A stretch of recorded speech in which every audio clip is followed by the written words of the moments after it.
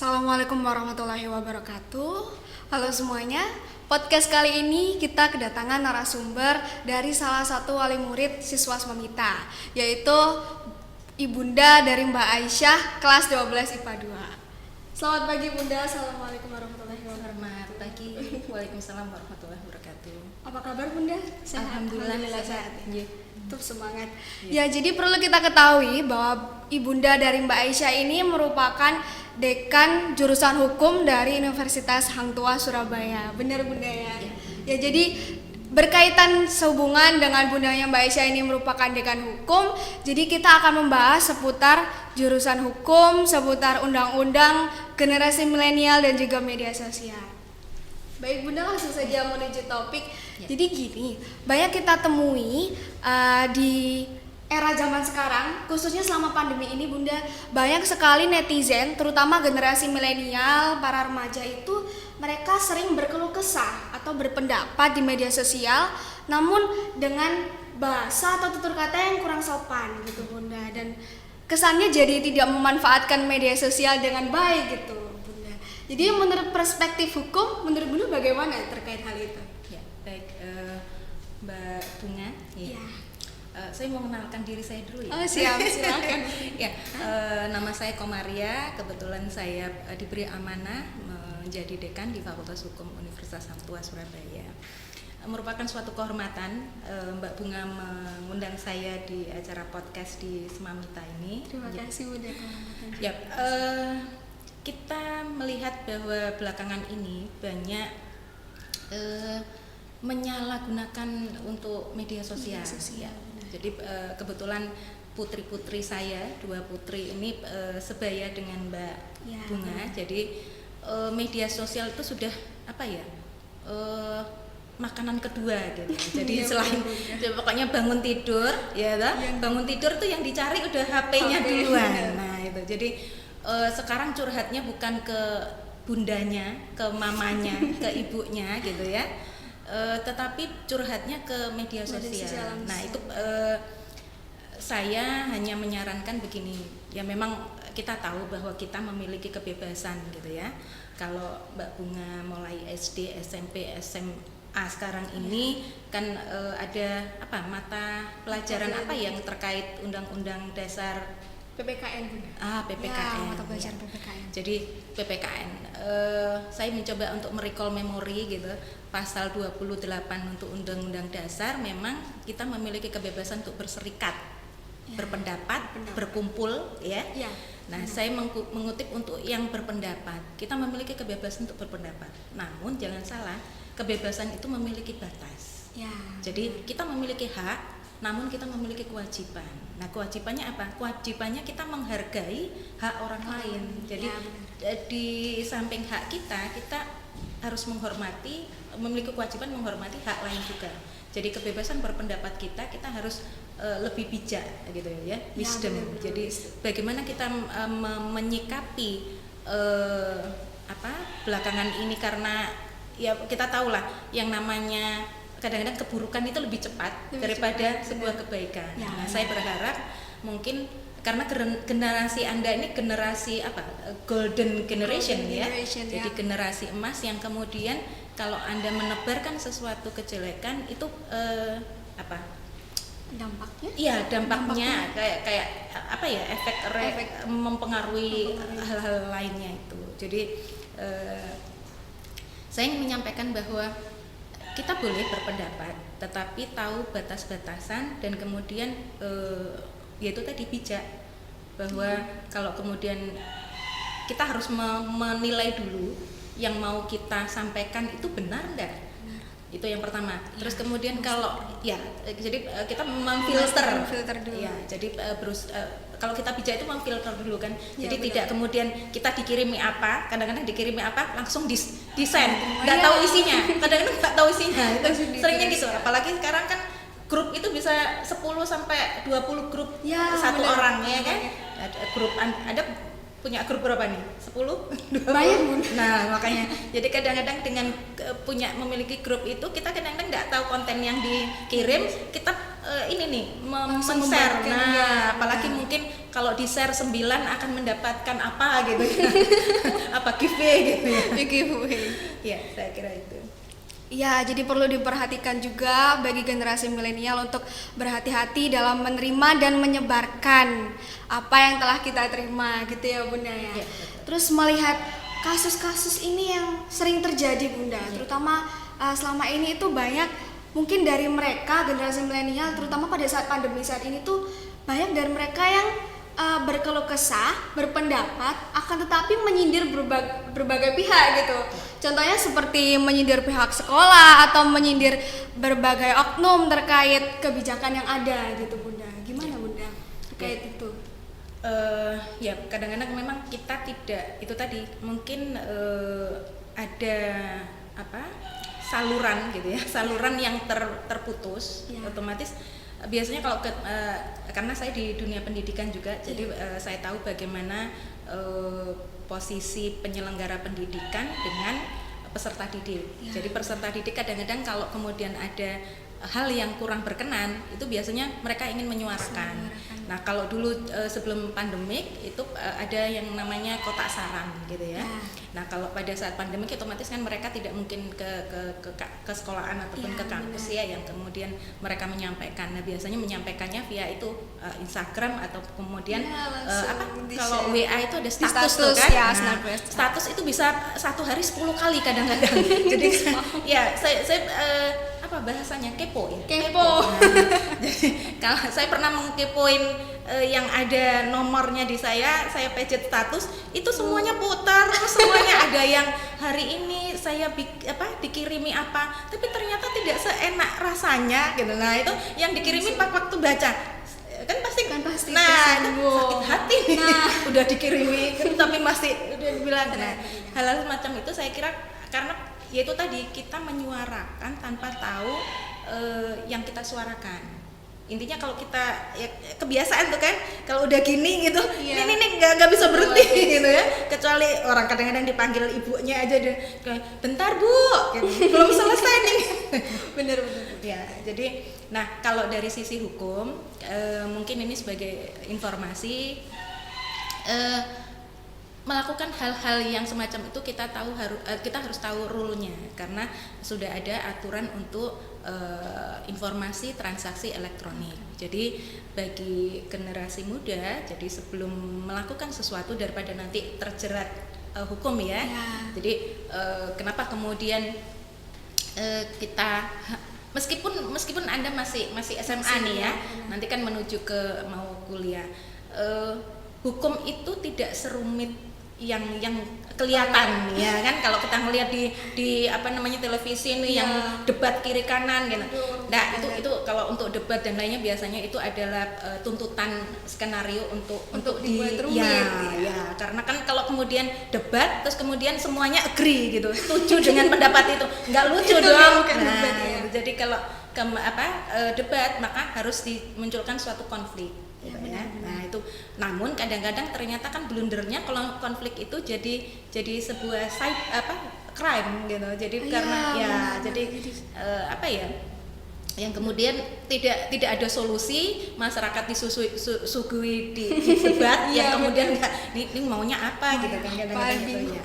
Jadi kalau menurut saya kita bijak itu saja. Jadi kata bijak ini sebetulnya kita melihat simpel, tapi itu filosofinya dalam. Karena apa? Kalau kemudian kita tidak ingin disakiti, maka jangan menyakiti orang lain. Ya. Jadi bercermin, kita kan setiap kalau wanita apalagi ya, mungkin sehari bisa bercermin berapa kali gitu. Jadi itu saja sih. Jadi karena itu melanggar aturan untuk ITE itu parah loh itu, maksudnya itu beberapa kasus ya yang ada ya kayak yang belakangan ini tersebar ya jadi ada yang grup band itu dan lainnya ya saya tidak akan memihak salah satu. Jadi intinya kalau saya akademisi ya Anda peserta didik suatu ini kita melihatnya tidak memihak, tapi kita menggali apa sih yang kemudian bisa kita ambil, kita pelajarannya. ambil positifnya. Jadi positifnya diambil, negatifnya dibuang. Ya, benar. Ya, jadi di Undang-Undang ITE itu bahwa kalau kemudian Anda menghujat, membuat itu menjadi sebuah pelanggaran, itu tidak main-main loh. Jadi jadi nanti bisa dicek ya kalau mungkin saya keliru. Jadi ada di pasal 45A ayat 1 di Undang-Undang ITE itu kalau Anda melakukan kejahatan yang terkait dengan ITE itu 6 tahun penjara dan atau denda 1 miliar gitu. Jadi itu tidak main-main. Iya, jadi kalau menurut saya boleh, silakan Anda berpendapat namun bijak. Ya, dan tetap berhati-hati ya, Ya, Bunda, betul. dalam bertutur Ya. kata dan dalam In mengucapkan English kalimat. that is precautionary. Precautionary. Yes, precautionary. Ya, wisdom in social media. Yes. Nah, Bunda, terkait undang-undang ITE yang ada, terus melihat generasi milenial sekarang yang sembarangan kalau bisa dibilang itu dalam berpendapat atau menyindir. Adakah yang undang-undang terkait pencemaran nama baik? Contoh, suatu generasi milenial ini menyindir kayak seperti yang saya sebutkan tadi, menyindir berbagai pihak atau berbagai sekolah, gitu tuh apakah masuk ke dalam kategori undang-undang tersebut, pelanggaran tersebut atau tidak gitu, Bunda? Iya, jadi intinya begini, sama yang saya sebutkan tadi. Kalau kemudian karena itu tadi kita keseringan karena di rumah terus tidak ada pekerjaan, gabut gitu ya. Nah, seringnya bikin kata-kata apa ya, kalau in English buzzword ya, buzzword. Jadi kata-kata omong kosong yang kemudian itu jangan keliru, maksudnya jangan salah kalau kemudian kadang-kadang kita membuat kata-kata itu nanti berbaliknya ke kita. Jadi karena begini, kalau dulu kan ini ya mulutmu harimaumu gitu ya kan. Nah, sekarang nih jarimu adalah harimau. Bukan harimau, mungkin sekarang jadinya berubah lion kali ya. Singa kali ya, sudah karena lebih parah gitu ya. Jadi hati-hati karena ini sudah merambah kemana-mana nih. Jadi nggak hanya mungkin milenial, saya yang ibu-ibu gitu kan, itu kan mungkin beberapa banyak yang kemudian jadinya yang bersosial media tapi tidak bijak. Ya, jadi saya tidak menakut-nakuti, tetapi intinya kalau kemudian kita berbuat, kita harus tahu apa yang kita perbuat. Jadi jadi itu sebenarnya enggak susah gitu loh, enggak susah karena intinya kalau kemudian kita tuh kan mulai kecil kan diberitahu untuk berkata-kata santun, ya kan? Sopan santun, tata krama. Itu kalau di Anda mungkin ada mata pelajaran budi pekerti kan? Budi pekerti ya. Ada. Nah, namun kadang-kadang mungkin tingkat stres tinggi. Nah, itu yang bisa memicu mislead ya, gitu ya. Jadi kayak kita ke distract gitu yang kemudian nah itu berujar. Jadi itu saja, kita kembalikan lagi bahwa mulai kecil itu kita dibatasi untuk tata krama, terus kemudian sopan santun. Ya. Jadi saya dulu itu tidak akan berani makan makanan di meja apabila belum ayah ibu makan gitu ya. Kalau sekarang kayaknya enggak langsung ya, whatever lah maksudnya gitu. Udah ini bunda sama ayah udah makan loh, udah nggak masalah katanya gitu ya. Betul. Ya gitu, Bunda. Ya. Jadi perlu diperhatikan juga untuk teman-teman sebaya generasi milenial. Terus satu lagi, kenapa, Bunda? Seringnya kadang-kadang kita tanpa sengaja membullying. Cyberbullying yang sekarang lagi. Jadi itu juga sama kan, itu Anda berpendapat di situ ya, tapi pendapat itu harus seobjektif mungkin, bukan subjektif. Jadi intinya begini, pada saat saya berpendapat ya, kan kadang-kadang mungkin saya berpendapat dilihat bahwa Bu Komaria itu karena dekan, karena ini akan mungkin orang memandang, ya kan? Nah, namun pada saat kemudian saya siapa sih Bu Komaria? Dia kan hanya seorang istri yang kemudian hanya pekerja rumah tangga. Kok ngomong kayak gitu? Enggak. Jadi intinya begini, kalau kita mau bersikap bijak, siapapun mau berpendapat apabila itu benar, maka akui itu benar. Oh iya benar. Ya kan? Kadang-kadang kan kita nggak kok melihat dulu Ini siapa sih siapa? bunga, Iya. bunga ini siapa sih ngomong kayak gitu, udah kayak ini aja, nggak. Jadi saya ingin membagi bahwa yang namanya kalau kemudian kita menghormati orang lain itu kembalinya ke kita loh. Iya. Iya, jadi pasti Benar. gini, bunga, keren, gitu. Jadi pasti yang menilai adalah orang, Iya. orang lain, ya. Maksudnya Orang lain. yang menilai Yang orang bisa lain, menilai ya. kita. Karena kita tidak bisa menilai diri kita sendiri. Ya, benar. Dan satu lagi, apabila Anda berujar sesuatu yang menyakitkan orang lain, intinya begini filosofinya. Kalau Anda memaku tembok, Iya. pakunya sudah diambil, sudah bermaaf-maafan. Tembok itu masih Masih rusak. lubang kan? Masih berlubang ya. Itu samakan dengan filosofi Anda sehari-hari berinteraksi secara media sosial gitu. Saya kira itu. Ya, jadi perlu kita perhatikan banget dan kita berhati-hati terutama untuk teman-teman sebaya generasi milenial yang sangat rentan ya Bunda ya. Jadi lebih berhati-hati dan bijak dalam menggunakan media sosial, dalam berpendapat, dalam menyebarkan suatu hal yang telah diterima, itu lebih kita memfilter dulu ya Bunda ya. Nah, Jadi saya ingin tetap pesan juga satu. Jadi gini, saya tuh sampai periode ini ya, Ya. sekarang ini kebetulan saya baru saja ulang tahun. selamat ulang tahun. Oh iya, jadi ini kado ulang tahun. Jadi saya kemarin 6 Agustus saya ulang tahun, gitu ya. Saya berusaha untuk menjadi lebih baik, bijak. Ya. Gitu. Ada satu filosofi yang ingin saya, masih ada waktu nggak ini? Masih ya? Masih ada waktu. Oke. Filosofi bijak bahwa ini jari kita itu kemana-mana kita bawa kan. Ya, benar. Kita coba begini saja. Kalau Ya. kita tahu ini ya. Ya. Kita biasanya kalau untuk ini kan menyuruh nih. Ya. Bukan. Ini adalah mengarahkan. Mengarahkan. Ya. Dirubah. Jari telunjuk ini mengarahkan. Untuk mengarahkan. Kalau Anda mengarahkan sesuatu kebaikan, kembalinya ke kita nanti. Coba. Ya Habis benar. gini kan gini kan? Ya. Nah, jadi kalau Anda berbuat kejelekan, nah, gitu ya. Nah, Ya, benar. yang ini jari apa? Tengah. Dari tengah. Kalau Anda orang yang wisdom akan menjadi penengah. Oh ya. Paham ya? Ya paham. Jadi kalau Anda kemudian pinginnya ngeblok kiri kanan gitu, Ya. Anda nggak not wisdom anymore, gitu ya. Harus menjadi pendengar Betul, yang betul. bijak. Nah, terus ini Jari apa nih? manis. Jari manis. Jadi kalau Jari kita ngomong harus manis. Harus gitu manis. ya. Wah. Jangan terlalu mandang saya lama-lama, ntar diabetes. Oke. Nah, jari manis. Kalau kita betul-betul kata manis, kembalinya juga sama ke kita. Akan manis Iya, juga. kita akan dimanis-manisin sama orang lain gitu. Kita ini berinteraksi dengan banyak orang loh. Dengan banyak Iya orang. kan? Ya. Kemudian yang terakhir, Terakhir. ya hati-hati kalau berbicara. Ini sebenarnya kecil, tapi kalau Anda tidak punya ilmunya, jangan berbicara.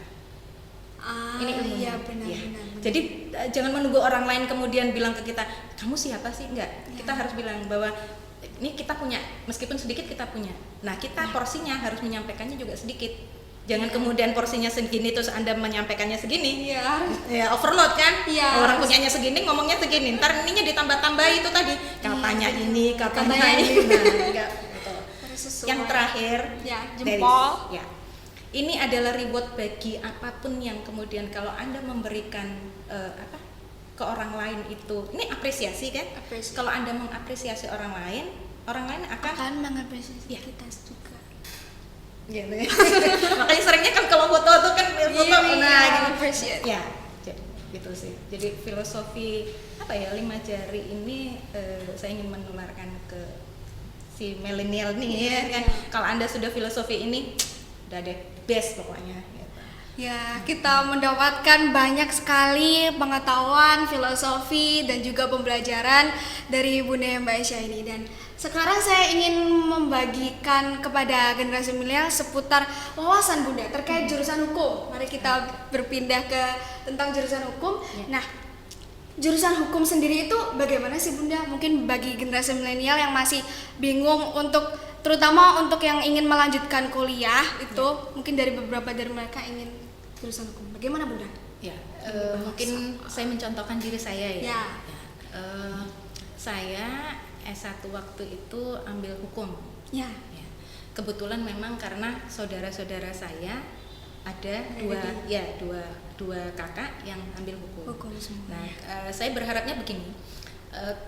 Mbak Bunga kelas 3 kan? Kelas 2. Oh, maaf kelas 2. Nah, Ya. nanti menjadi kelas 3. Pada saat kelas 3, sebelum Anda memilih choice mau ke mana pun termasuk hukum ya, Anda ketahui dulu apa itu. Apa itu ya? Benar. Karena apa?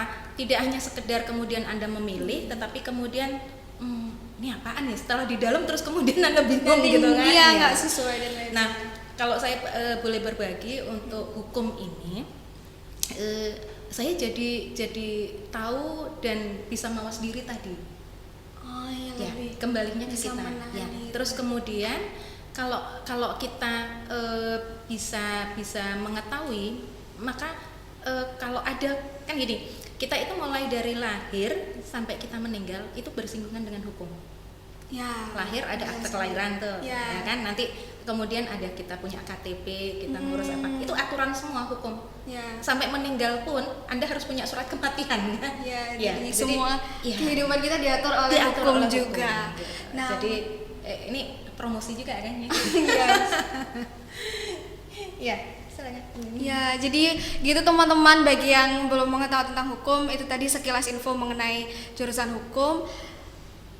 Untuk saat ini Nggak sampai terasa sini ya? saja. Nah, Udah nggak tidak terasa waktunya sudah saking saking asiknya. Ini kalau bilang ini TikToknya nyambung nih, TikToknya nyambung gitu. Bahasanya nyambung. Ya. Bunda, saya terima kasih banyak. Bunda, Sama-sama. suatu kehormatan bagi saya. Bunda udah datang, Sama-sama. mau berkenan untuk diajak podcast. Ya. Semoga tidak bosan untuk saya ajak Terima kasih. biar berbincang-bincang Ya, seperti ini. terima kasih, saya menyampaikan mengapresiasi karena sudah diundang ke sini, dan itu apresiasi yang amat sangat membanggakan bagi saya gitu, menjadi bagian dari keluarga besar Semamita juga. Ya, terima Ya, kasih. baik. Sekian teman-teman dari podcast kami, semoga bisa bermanfaat dan membantu kita semua. Terima kasih, sampai jumpa di episode selanjutnya. Assalamualaikum warahmatullahi wabarakatuh. Waalaikumsalam warahmatullahi